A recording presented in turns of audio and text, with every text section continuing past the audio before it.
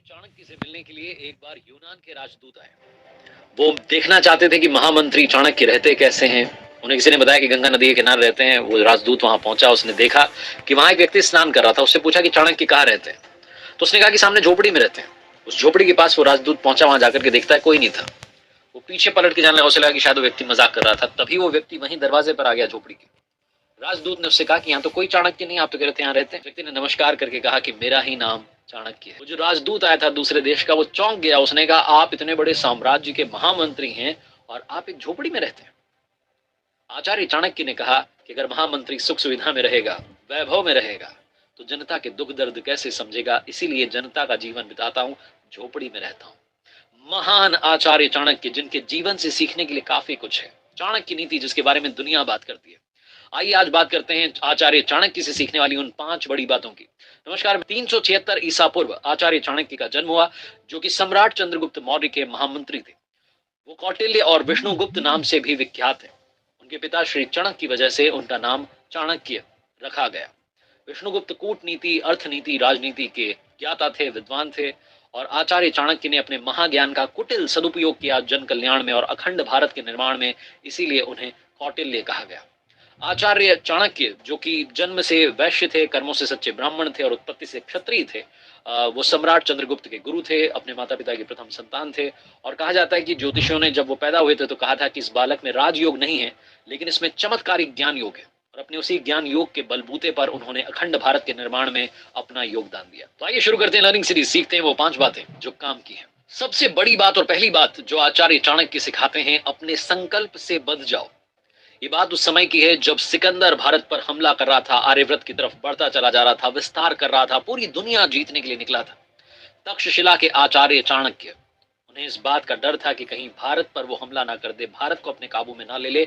इसीलिए उस वक्त के जो शक्तिशाली राजा थे, मगध के राजा धनानंद, उनके पास में आचार्य चाणक्य पहुंचे मदद मांगने के लिए।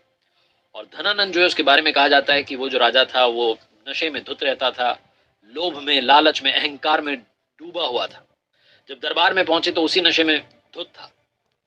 उसने पूछा कि ब्राह्मण कौन हो, तुम कहां से आए हो। तो आचार्य चाणक्य ने कहा कि मैं तक्षशिला का आचार्य हूँ। धनानंद ने पूछा कि क्यों आए हो। तो आचार्य चाणक्य ने रीजन बताया कि जो सिकंदर है वो बढ़ता चला आ रहा है, उसकी सेना बढ़ती चली आ रही है और उसका मुकाबला आप कर सकते हैं, आप अखंड भारत की रक्षा कर सकते हैं। तो आचार्य धनानंद जो था वो लोभ में था, अहंकार में था। उसने इस बात पर ध्यान नहीं दिया और कहा तुम मुझे ज्ञान दोगे। और ऐसा कहकर के उन्हें लात मारी गई। जब आचार्य चाणक्य को लात मारी गई, वो जमीन पर गिरे तो उनकी जो शिखा थी, जो चोटी थी, वो खुल गई। और जहां उनकी शिखा खुली, उन्होंने उस खुली हुई शिखा को पूरे दरबार को दिखाया और कहा कि ये शिखा तब तक नहीं बांधूंगा जब तक कि मगध साम्राज्य की गद्दी पर कोई योग्य शासक नहीं बैठ जाता। और उस दिन के बाद से उन्होंने अपने कठिन परिश्रम से ऐसे व्यक्तित्व को ढूंढा जो योग्य था और चंद्रगुप्त मौर्य को, सम्राट चंद्रगुप्त मौर्य बनाया, उन्हें मगध की गद्दी पर बैठाया। उसका सारा श्रेय जाता है किसे? आचार्य चाणक्य को, जिन्होंने उस दिन संकल्प कर लिया था और अंत तक उस संकल्प से बंधे रहे। दूसरी बड़ी बात जो आचार्य चाणक्य से सीखने को मिलती है, कभी भी अपने दुश्मन को कमजोर मत मानना। कभी भी ये मत सोचना कि जो आपकी मंजिल है बड़ी आसानी से मिल जाएगी। इस जीवन में याद रखो, कभी भी कुछ भी आसानी से नहीं मिलता है। आचार्य चाणक्य ने ये तो संकल्प ले लिया था कि धनानंद से बदला लूंगा अपमान का, मगध की गद्दी पर योग्य शासक को बैठाऊंगा, लेकिन ये सब कुछ आसान नहीं था। बहुत सालों तक उन्होंने खोज की, तब जाकर के उन्हें एक योग्य लड़का मिला और उसे सम्राट बनाना था। ये वो बालक था जो एक राज परिवार का था लेकिन निष्कासित था, जंगल में अपना जीवन इसका परिवार बिता रहा था। चंद्रगुप्त मौर्य को सम्राट चंद्रगुप्त मौर्य बनाना था। उन्हें शिक्षा, नीति, कुशलता, युद्ध कौशल, इसमें पारंगत किया। किसने? आचार्य चाणक्य ने। उनकी सेना में शामिल होने के लिए घूम घूम करके लोगों को कहा, आह्वान किया, प्रचार किया। बहुत लोग उनकी सेना में जुड़ गए, अच्छी खासी सेना बना ली और जाकर के सीधा मगध पर हमला बोल दिया चंद्रगुप्त के नेतृत्व में। लेकिन मगध की जो पावरफुल आर्मी थी, जो शक्तिशाली सेना थी, उसके सामने टिक नहीं पाया और दोनों जान बचा करके भागने लगे। भागते भागते जंगल में कुटिया में जाकर के छुप गए। उस कुटिया में एक माँ जी जो थी वो खिचड़ी बना रही थी। उनका बच्चा खिचड़ी खाने के लिए जैसे उसने थाल में हाथ डाला और खिचड़ी के बीचों बीच उसने अपना हाथ डाल दिया तो खिचड़ी गर्म थी, उसका हाथ जल गया। तो माँ जी ने तुरंत कहा कि तू क्या चाणक्य की तरह हरकत कर रहा है। सीधा बीच में हाथ डाल दिया। किनारे का भाग ठंडा होता है, उसे खाना चाहिए था। माँ जी को पता नहीं था कि उसकी कुटिया में जो आकर के मेहमान रुके उन्हीं में से एक चाणक्य है। चाणक्य ने जब ये बात सुनी तो उन्हें समझ में आ गया कि करना क्या है। सीधा मगध पर हमला नहीं बोलना था, जो बाहरी थे उन पर अटैक करना था, और अपनी स्ट्रेटेजी को चेंज किया और आखिरकार मगध पर भी कब्जा कर लिया, उसे गद्दी से हटा दिया जिसने आचार्य चाणक्य का अपमान किया था। फाइनली मगध को एक योग्य शासक मिला जिनका नाम था सम्राट चंद्रगुप्त मौर्य। बात कर रहे हैं आचार्य चाणक्य के जीवन से सीखने वाली बातों की, तो क्यों ना हम डेली लाइफ में भी इन बातों को इंप्लीमेंट करें।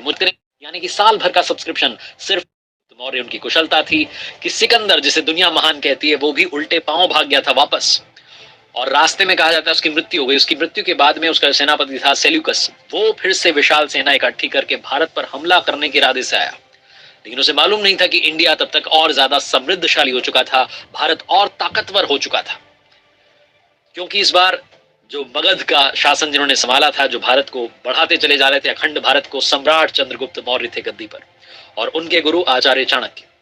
इस बार फिर से जो यूनानी सेना थी वो व्यास नदी को पार करने की कोशिश कर रही थी, लेकिन चंद्रगुप्त मौर्य ने अपनी कुशलता से उनकी सेना को कुचल डाला।